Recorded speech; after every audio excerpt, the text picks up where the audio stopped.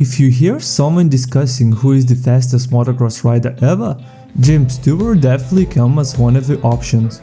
I'm not saying he's the fastest rider ever, but he is on the list for certain. You can see the riding on the pavement, young kids that growing up in basements, online a whole new generation, I'ma make mine so you better go take it. Stewart was born in Florida. His father was a motocross enthusiast and introduced his son to the sport at the age of 3. Stewart entered his first motocross race when he was 4 years old. Having 84 amateur wins and 7 Loretta Lynn's amateur championships all before the age of 16, he debuted as pro in 2002. He was one out of 3 riders in history to win every race in a season, and one of those 3 were just recently achieved in 2023 EMA motocross season by rookie Jet Lawrence. With 98 wins, Stewart is ranked number 3 all-time in professional AMA racing. James Stewart had an incredible career and to this day is considered one of the fastest guys to ever throw a leg over a dirt bike. In this video I will show you 12 times James Stewart left everyone speechless. Over 50,000 people jammed into the Rogers Center to watch James Stewart put one of the most impressive displays of riding ever seen. Not only did he win, but he did by coming from a 14th place start and passing some of the world's best Supercross riders with little trouble. It was definitely an impressive show by James. Who knew that this would be one of his last wins on the dirt bike? Stewart got a terrible start, leaving him in 14th place on the opening lap. He made multiple passes and got up to 7th by lap 5. James Stewart going underneath of Justin Brayton over the triple. Stewart's the fastest rider on the track right now. He is absolutely flying. James had an unbelievable section after the finish. When everyone were doubling that section all the way, James wheeled out beginning of his section and tripled in, carrying so much speed and momentum. There he goes! This section opened many opportunities for passing and James used every chance he got. He was fastest rider on the track and you could absolutely see it. Stewart was passing Justin Barcia for the lead. Justin third hand witnessed another triple into the rhythm only James was doing all main long. Only 9 laps will be remaining here. 5 laps, make it 5. Again, we've lost our timing and scoring, so Stewart leads. James went on to win the race, moving him into the 2nd place on all-time wins list. Number 49, and it comes with an impressive ride. He is now 2nd, all by himself.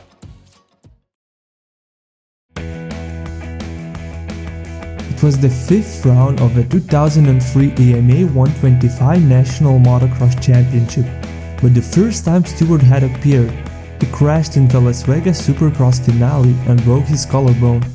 7 weeks later he was back on a bike and he was incredible. Second moto was truly one for the ages. At first it seemed like another disastrous crash like the one that he ended Supercross with, but after dusting himself off for a few seconds, he got to his feet and then his bike and got going. In an astonishing turn of events, Stewart went from dead last to the lead, and he did it well before the moto was over. Among the guys he was picking off were very fast riders like Mike Brown, Andrew Short and Ivan Tedesco. "I am just so pumped, I didn't expect this," said Stewart after his masterpiece of a moto. "Coming back from my first race I was just hoping to get into the top 5, maybe salvage the overall, and the next thing I know I just started clicking off laps, never got tired or nothing." And along the way he put a new jumping technique on full display, his game-changing Bubba Scrub that left David Bailey speechless. It may have been the best ride of his life, and this was only his 2nd season as a professional rider. There it is. Unbelievable. James Bubba Stewart like this, your winner from last to first, James Bubba Stewart. Welcome back to the circuit.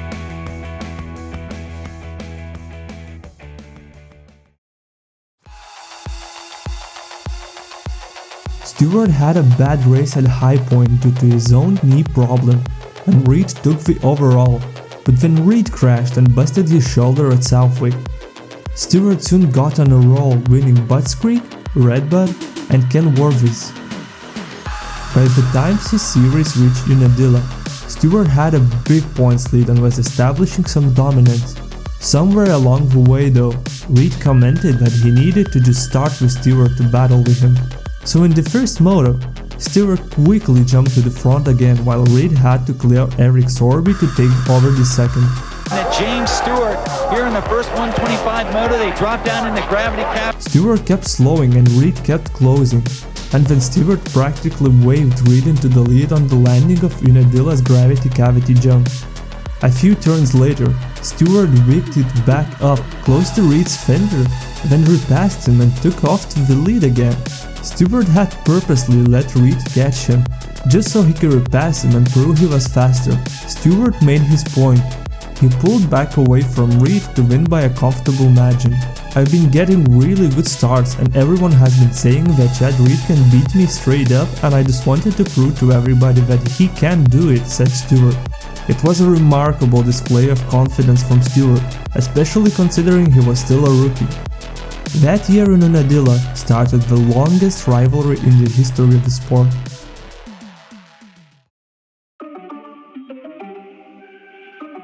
When the gate dropped at the start of the main event, it looked like James Stewart wanted nothing to do with the bar-to-bar racing, so he appeared to set to full sprint. On lap 2 he did something unbelievable that no one did all night. On the rhythm section where he's supposed to slow down on a wall jump, James decided to full send it and jumped over the wall. Are you kidding me? It was Roxham and maybe it was Kennard, and that shoved him into oh, look Menard. at! He did it! I told you, Jeff, someone would do that. Ricky Carmichael was speculating all night that someone might do it, so it was no surprise that James was the guy. Around James Stewart turns a 115. Fastest lap of the night. 2 seconds faster. And look. What's more impressive, that he started to hit it every lap. Too bad this story doesn't have a happy ending. After building almost 7-second gap in 4 laps, there were no signs of backing off, and that's when the disaster struck. He wheeled into a smaller jump, but never set the front wheel down before taking off. As the rear suspension unloaded, it launched him over the bars and the bike continued on its own, nearly clearing the next double after landing on its wheels. A clearly dazed and bruised Stewart slowly made his way over to it and remounted. Even after spending so much time on the ground, he still managed to finish main event in 9th place. Chad Reed and Andrew Short were battling for the lead in Heat 1. With 3 laps to go, Short was leading with Reed breathing down his neck. Sitting 2 seconds behind them was James Stewart in 3rd position. Chad closed the line on Andrew, slowed them both down throughout the whole reading section that allowed James to catch them in a blink of an eye. Before you know it, Stewart scrubbed the Supercross triple very hard and gained so much time and was able to close down the line on both Reed and Short. Short comes back, and here's Stewart with a big whip. Watch Stewart to the inside. Stewart inside, and Reed cuts back. Oh, these two have a lot of history between these two, and Short wants a piece of this as well. Chad Reed tried to fight back, but James secured the line and held the lead until the checkered flag. Like James himself said, they had 2-for-1 special going on that day.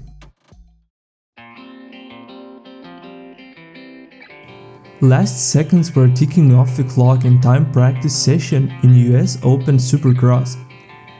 Riders were finishing their sessions and emotions were settling down from the crowd. People forgot one thing: Bubba is still on the track. On his very last lap of qualifying, James hits near impossible triple quad section. Villopoto tried this in his heat race and cased it hard. No one else even dared to think about this rhythm combination. Luckily, James never had to use this line for the rest of the evening.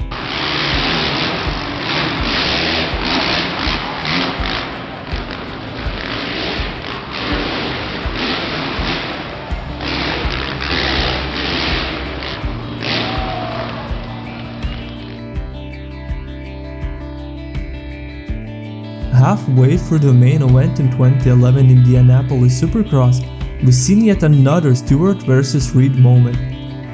Villopoto was enjoying a comfortable lead with Reed in second and Stewart in third. Good drive through the whoops allowed James to close the gap on Chad, and Bubba's scrub on Supercross triple finished the job. Poetry in motion. Former two-time champions running second and third. And they've had their share of battles, and there goes Stewart!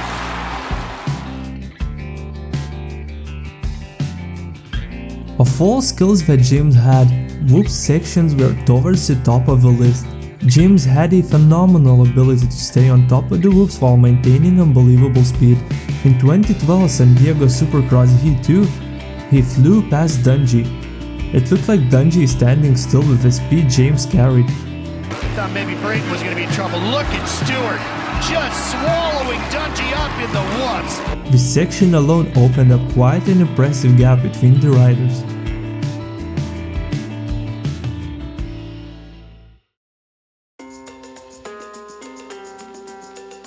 Last lap of heat race in 2014 Daytona Supercross.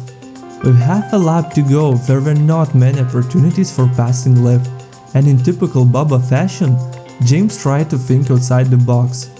And even though this is only a heat race, a win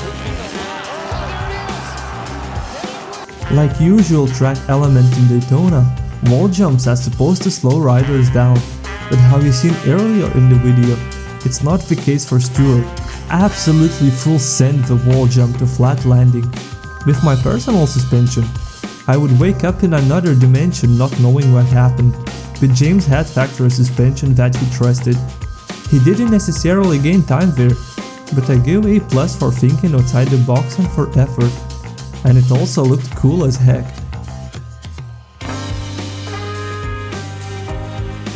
Spectators witnessed an amazing battle for the win in 2013 Monster Energy Cup between James Stewart and Ryan Villopoto. James got the whole shot but was later passed by Villopoto. After a while, he closed on his rear wheel and tried to take the position back. They had an incredible side-to-side scrub on the triple, and after that James squeezed to the inside line with little to no room left. Yet, he made the pass stick and hauled it till the end. Stewart won that race and overall.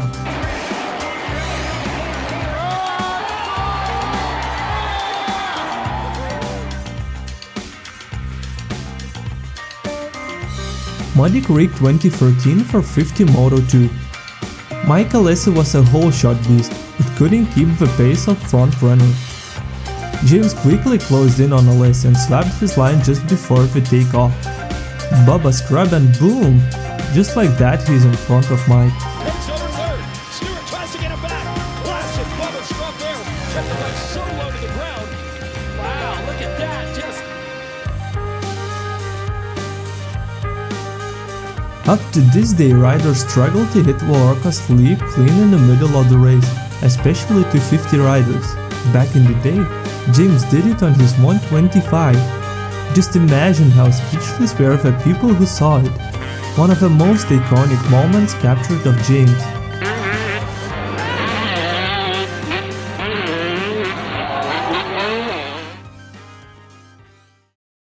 On May 17, 2019, Stewart announced his retirement.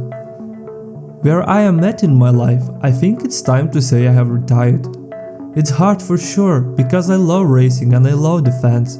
I love the opening ceremonies, I love the autograph lines, but I don't miss the sweat, tears, training, and having to feel like you have to win every race and having to be James Stewart. I don't love doing that anymore. James Stewart will always be one of the fastest motocross riders and a great role model to the younger riders. If you miss Bubba, you can catch him on this podcast called Bubba's World with James Stewart on YouTube. Don't forget to leave a comment with your favorite Bubba moments, because I will do more James Stewart moments that left everyone speechless in the future.